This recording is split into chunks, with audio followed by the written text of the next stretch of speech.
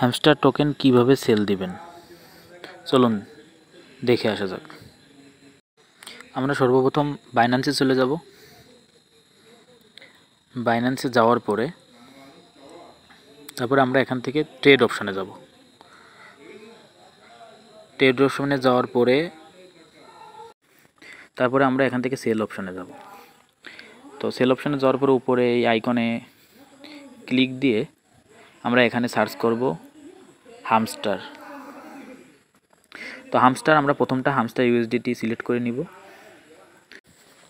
তারপর আমরা এখান থেকে লিমিটটাকে মার্কেট করে দিব। তারপরে এখান থেকে অ্যামাউন্টটা পুরাপুরি সিলেক্ট করে দিব।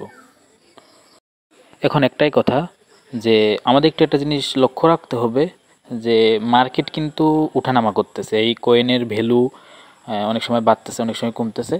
তো আমাদের এটা খেয়াল করার পরে দেন আমরা এখানে সেল হ্যামস্টার এখানে ক্লিক করে সেল করে দিব। ধন্যবাদ।